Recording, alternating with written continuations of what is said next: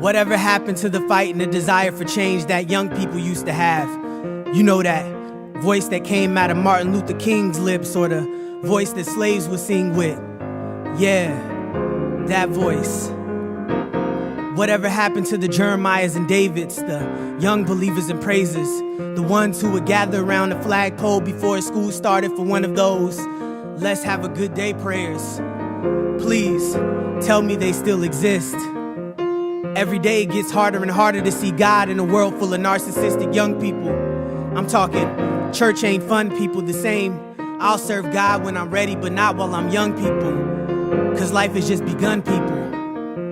I wonder if they know about the consequences they'll face as a result of this secondhand rationale. Cause when life comes crashing down, who will pick up the pieces? My thesis is that most of us are dealing with issues that run deeper than what you see, due to our adolescent years being stripped away and society forcing us to figure out who it is that we want to be. So I feel the need to tell those young people, don't grow up too fast, slow down, be patient. Cause though we're young, we've experienced more than some, and quite honestly, we deal with some grown-up situations. Like young girl, age 15, whose life is just about to begin. She anticipates disappointment because that's all she's ever known, and it happens time and time again. If only she knew there was a father figure who could replace that father figure who left her behind, then maybe she could truly learn to love herself instead of letting men be the focus of her mind. Or what about young girl, age 13, who has been raped 7 times? She holds a grudge against God because the man, she knew him from church, and her mama believes that she's lying.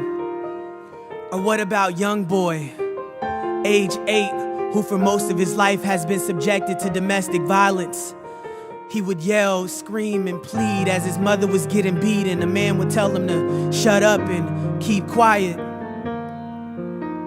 What's a child to do when they want to speak up, but the mental pictures in their heads just constantly play and play?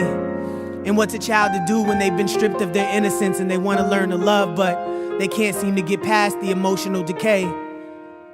15 years later, and I'm still trying to process how a woman can go from beautiful mother of 3 to just another object. I refuse to have issues and not address them, accepting them as a manifestation of my destiny, especially when this might be my only chance to receive liberation from what people see me as.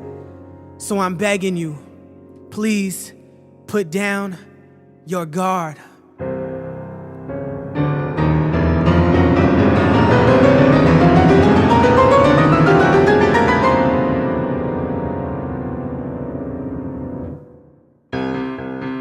I know we all fall victim to nerves and can't really get out the words, but there's somebody out there praying for a young soul they can relate to.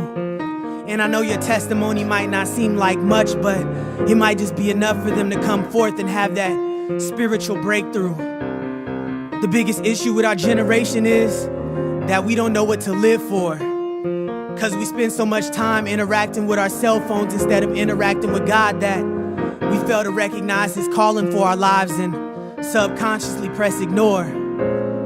So if you don't hear anything else today, I want you to know and understand that God has a purpose for your life, and today could be the start of your path and your mission.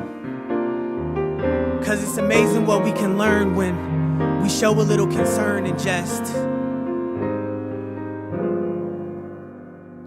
listen.